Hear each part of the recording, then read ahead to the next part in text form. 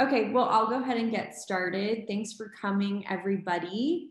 Today, we're going to talk about opportunities in command.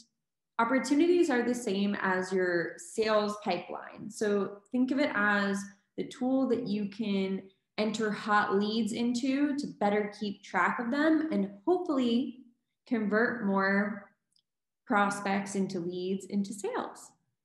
We're gonna kind of go over it from that aspect. And there is another aspect to opportunities, which we're not going to go over so much today because I do a separate class on it. But opportunities is also where you upload files for your transaction. So again, I teach another whole hour-long class on how to do a transaction in command. So we won't really get deep into that, but I will show you how to navigate there. All right, I'll start sharing my screen. All right.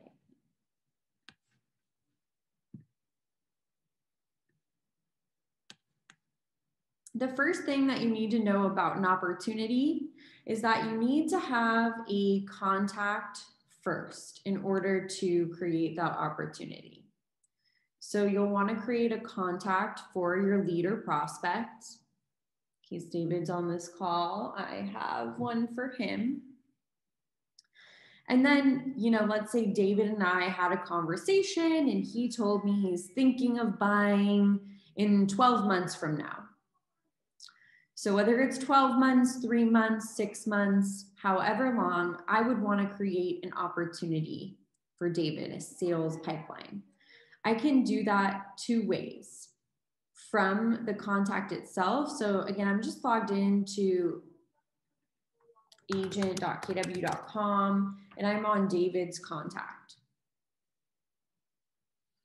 So I can go to opportunities and click create opportunity and do that from here. Or I can go to the opportunities applet on the left.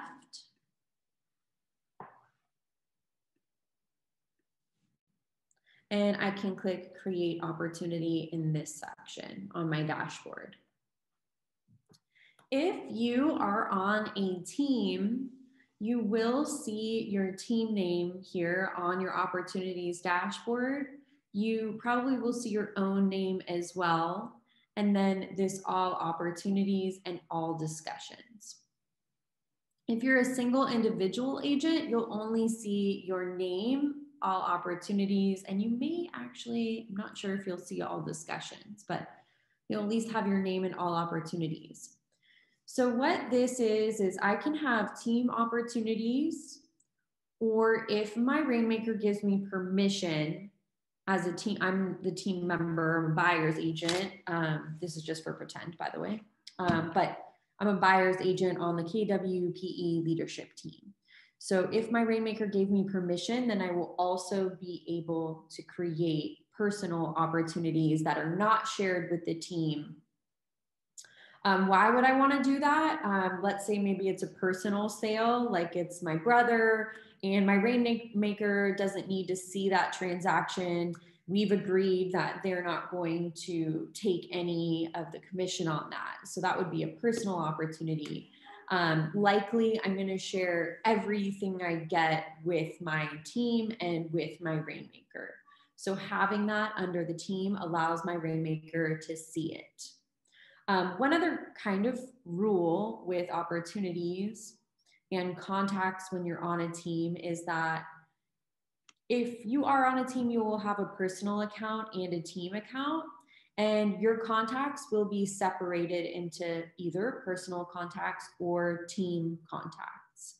If I have a contact under personal, I will only be able to create a personal opportunity with it. So if I find that, oops, I've entered something under personal and I need to transfer that contact to the team account, I can actually go ahead and do that so that then I can create a team opportunity. So personal contact, personal opportunity, team contact, team opportunity. So everything I'm going to share with my team, I'm going to want that to be a team contact and a team opportunity. So I can come here and I can click change account. So I've selected her name, change account, and I can change it to the KWPE leadership team. And now that contact will be under the team contacts, and I can create a team opportunity with it. Here's her name. She's now under the team.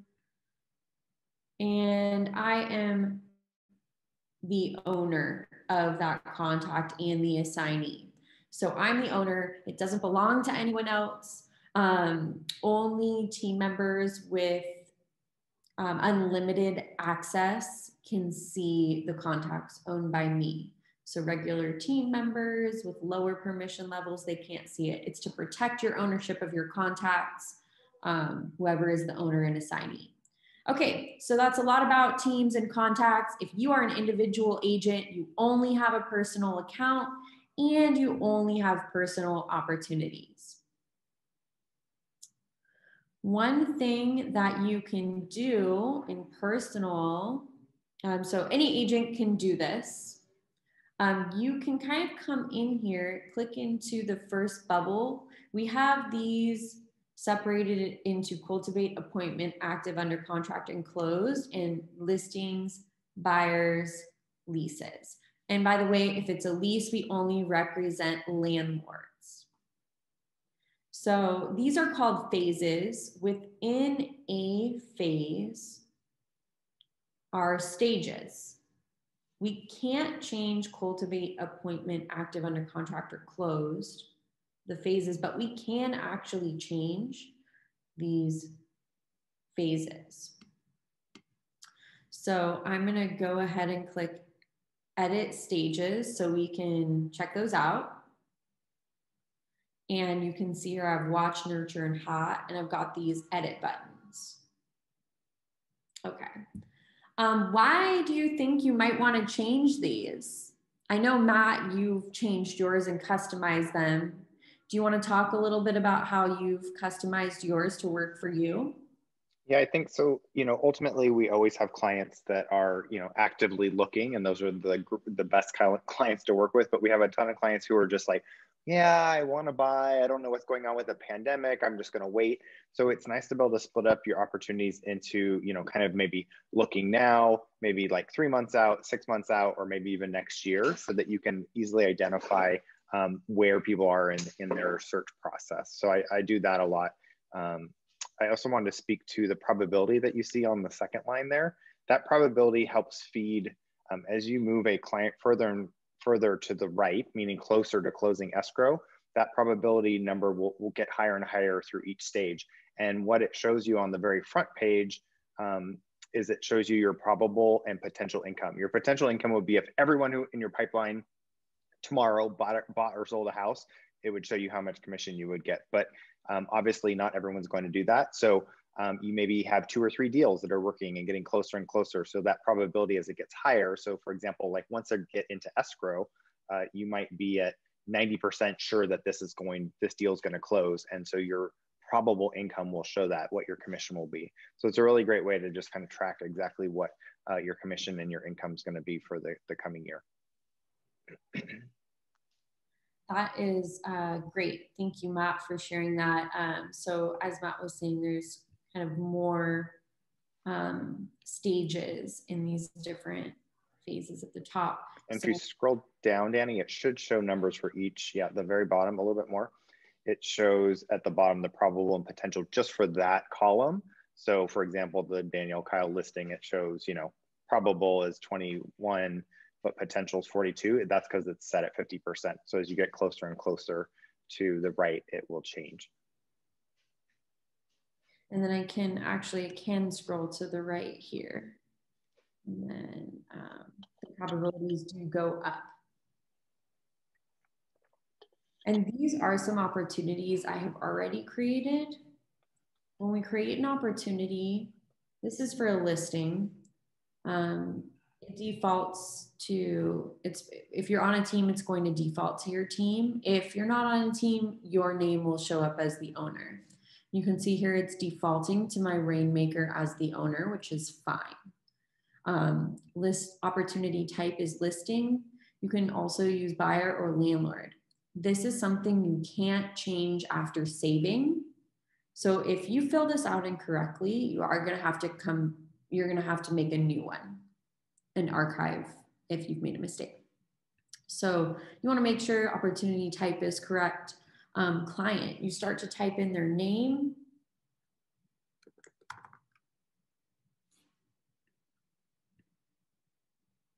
Actually, let's select the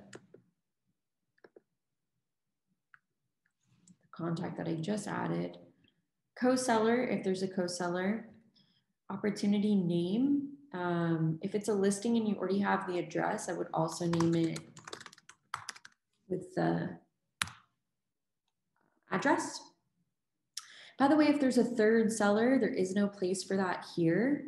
There will be a additional note section that you can enter that into after you initially create this.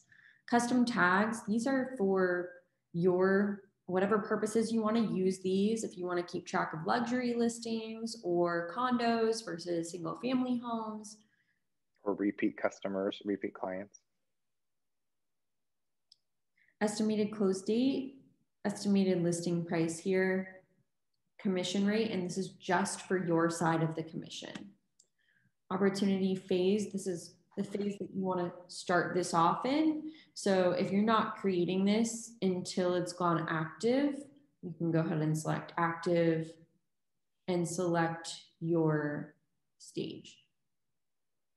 And assignees, you'll assign everyone who is working on this deal if you're on a team. So let's say I'm working on it and my rainmaker is working on it. If you're an individual agent, you're not going to see assignees. And then you click create when done.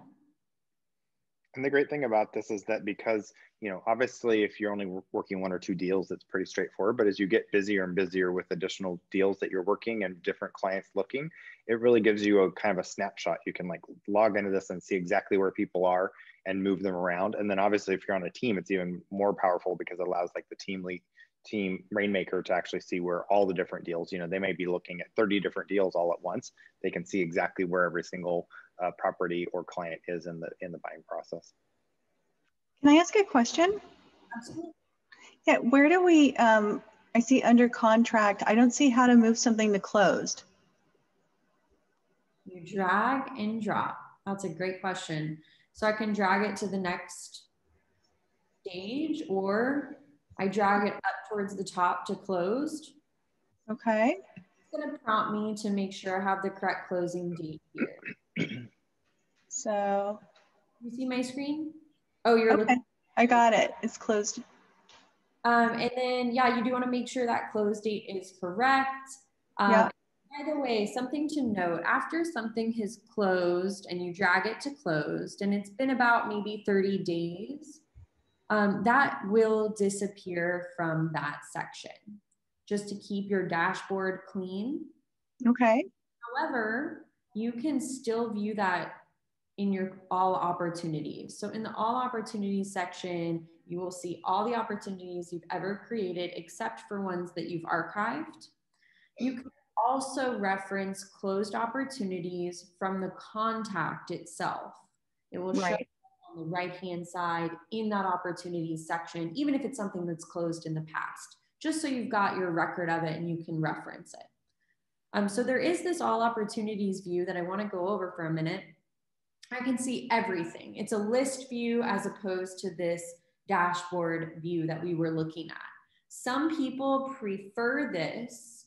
I just want to warn you that if this is your preference, this view, that just make sure that you are still moving this opportunity forward in the stage and phase. So I can see here, this one is under closed. Sometimes when people look at it on this list view, they forget to come in here and edit that and move it forward.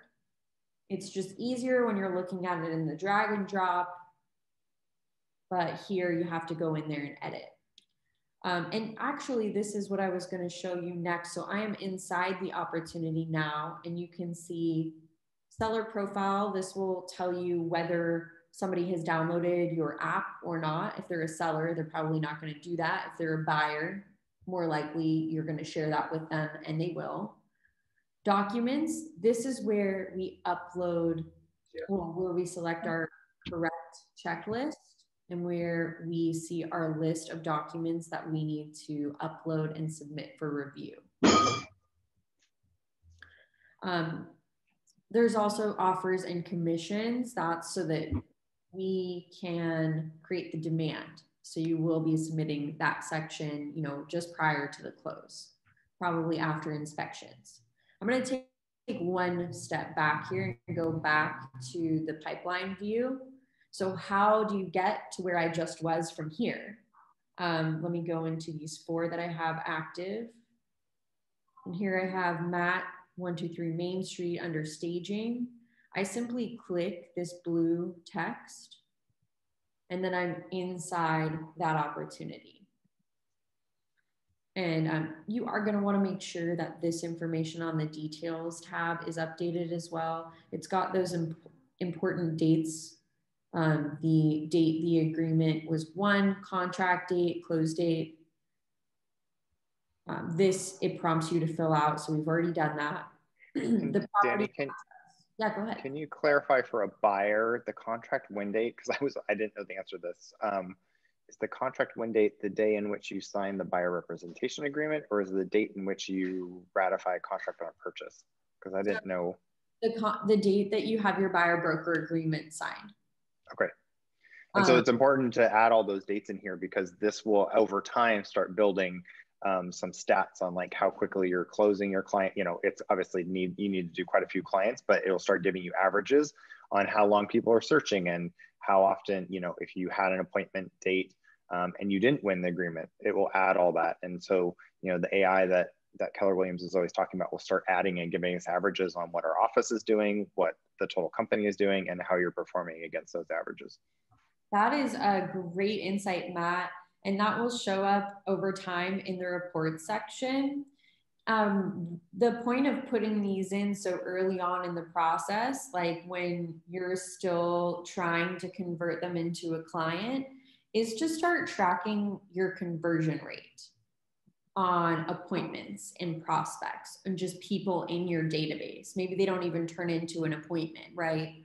But it's just to start tracking your conversion rates and to give you better information in the future about how many people you need to put in your database in order to get 5 appointments a month or however many appointments it is that you need to have in order to get the number of listings or buyers. So the earlier you start tracking it, the better.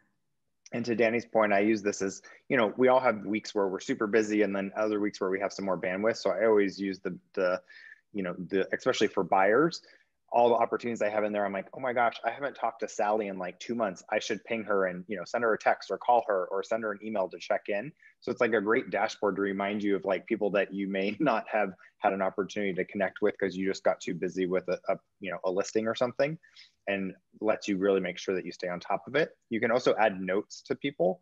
So like I use the notes field at the top when I am showing properties or whenever I write an offer with a buyer, I put that into the notes. That way I have a running history of, even though they may not get the property, I have a running history of the properties that they did write on and why they might have missed out, which is really helpful for trying to keep track of that as your buyers go through, you know, the ups and downs of trying to purchase a home, especially in San Francisco. That's super helpful. And then I did forget to talk about some things here on this just general details section with you guys. A property address is required before you're able to do offers and commissions to complete that section. So you want to make sure you have this filled out. It doesn't have to be a listing pulled from the MLS. It can just be an address and it'll reference Google addresses to pull that. So you want to make sure that you have that entered before you start trying to do your offers and commissions section. And then the description, I did mention just earlier in the call that if you have 3 buyers or 3 clients or maybe 4, you want to make sure to enter those additional client details here, just their names, and that there is a 3rd and 4th or however many there are. I also use that field for any referral. So if I get a referral from an agent in LA, I'll say, you know, Dorian sent me this referral, it's a 25%. So I know who to make sure, you know, because sometimes it takes months until you actually close the deal and you know who to make sure you credit. You can also put, you know, highlights on what your buyer is looking for example. So if they're like parking is required or needs to be in this district because of schools or whatever it is, you can put those notes there so that you remember as you're searching exactly what their like must-haves are in their perfect home. That's great insight, Matt. Thank you. Great. Also, like anything, if it's a trust probate sale or anything kind of you know, that sticks out about the transaction, kind of like Matt was saying, any additional details. Okay, great. That is the entire structure of this section and how to use it. Does anybody have any questions? We're going to go ahead and open it up to questions. Danny, this is Haiti. So excuse my probably ignorance, but because I'm just moving over from Compass, but is this the same thing as Sky Slope? Like this is, and the reason I'm asking it is I'm working, you know, as an assistant for an agent. So this is how the whole transaction will, you know, the brokerage will be checking for what docs are missing and commissions being paid and all that fun stuff. That's Correct. what this is. Okay, got it. It's not the same thing as Sky Slope because we had Sky Slope and we know how that works, but yeah, it's going to replace that. Gotcha. So under the document section, this is where you would select the correct checklist. And then you'll see the list of documents in each of these sections for listed, under contract, and closed. And they'll say either required, conditionally required, the name of the document and the type of the document. And then you can start uploading things, attach multiple files at once. These buttons take you into DocuSign Rooms, which is our free PW special DocuSign accounts, if that's something you want to use. But I do a whole, it's pretty detailed, this section, how to use it. So I teach an entire hour-long class on this, just this one component, and then how to enter an offer, mark it as accepted, and then fill out the commissions portion. The other question I had is even as I'm working for her, she doesn't have to enter an opportunity. I can enter it for her, even though it belongs to her, correct? Yeah. Okay. Yes. In fact, I will say a lot of teams do have somebody else entering transactions for someone else on the team.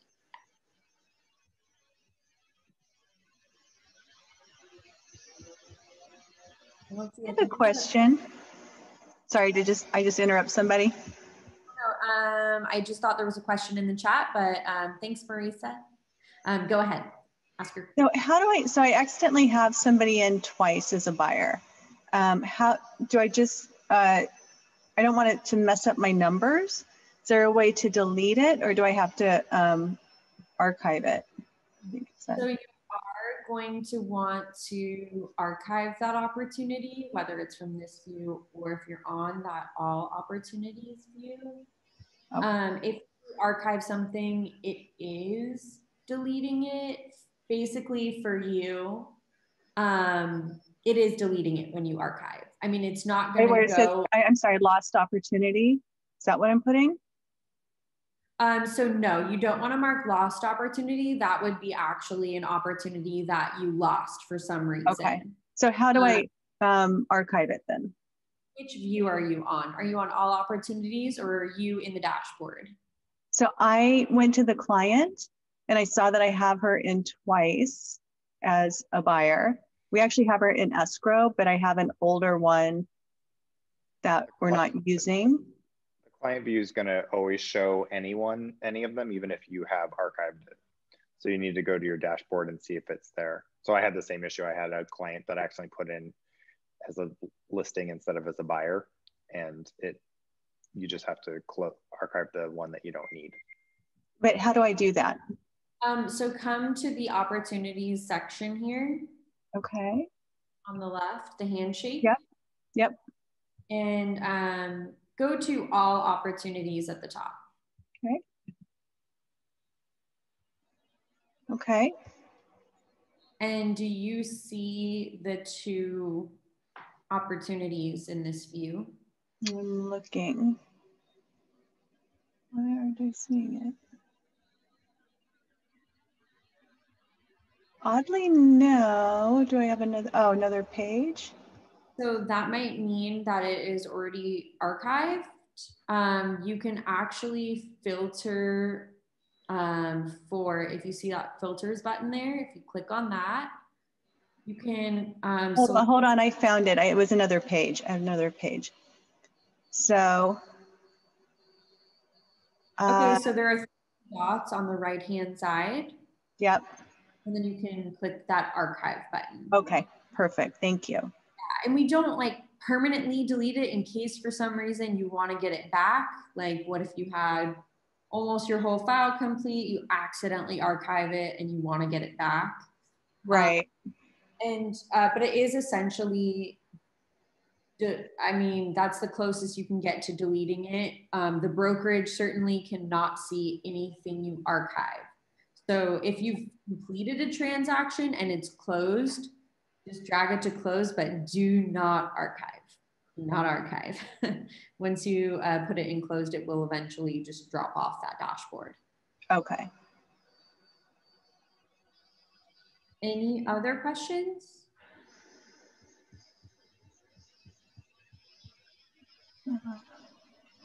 And if there's no other questions, I wanted to actually show the reporting at the bottom, and I can share mine since I have real data in my system.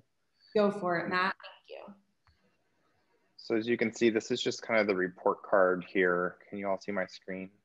Yes. So this has, you know, obviously this is what Danielle was showing us at the top, but when you scroll down, it shows you all your different activities. So it's nice because it can show you how many opportunities I had. So a year ago, I only had 14, but as you can see over time, I've added more and more as I've reached out to clients. Had a slight dip, but then some additional ones. Here, this will show you your breakdown of what you have from a listing perspective. So listings versus buyers. So that's sometimes nice to just know what that percentage is. And then it also, back to what we were talking about earlier, your probable versus your potential. So once again, your potential will be if everyone bought or sold tomorrow, your probable is more likely the number that's going to happen. And then at the bottom, it has your closing this month that shows specific properties that you have closing in the month that we're currently in, which is helpful. So the other thing, Danny, really quickly that we didn't dive in on was, so for example, for a listing, so you can change, you know, we were showing how you could change these different phases to refinishing floors, painting, staging. You also have the ability to add potential tasks in those sections. So if you edit stages, if you wanted to, you can actually add tasks that happen. So under refinishing floors, you could like add tasks that specific that says getting quotes for floors, scheduling a contractor, letting the floors dry, inspecting the floors. You can add any of the different detailed tasks that you want to do for each of those different things. Now, keep in mind, you can do tasks separately for each opportunity. So if you had a specific one, so like maybe it was like resurface the front stairs, you know, exterior stairs, you could do that separately just for this. But if you put them here in the stages, this would apply to all of the different listings that you would potentially have. Or on the other side, you know, on the buyer side, you could set up stages like, or tasks like review what the purchase agreement looks like, go over an example of a natural hazards report so that you can go over that with your client so they can understand exactly what's in there, go over a disclosure packet. So you can set all those tasks up for every single transaction that goes through to remind you to do all these important steps. And this is totally customizable to exactly how you want to run your business or how your team runs your business.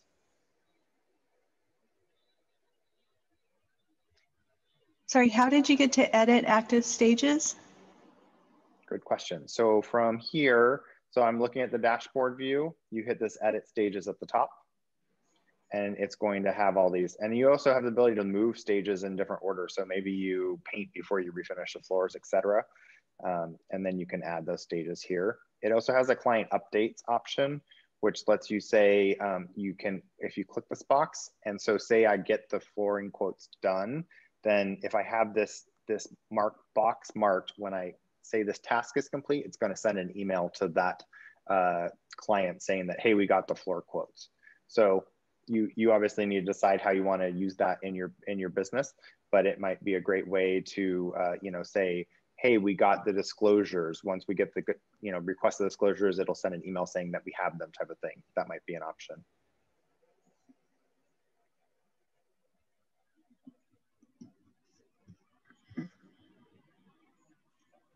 Thanks, Matt. That detail eluded me this time. You're welcome. Any other questions?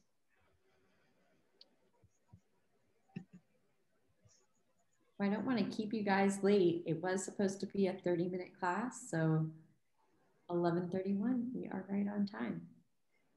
Well, thank you guys all for your time today. Please feel free to let me know if you have any questions. Oh, someone does have a question. Jean has a question. Jean, still on the call? No? Okay. She's shaking her head. No, she doesn't have one.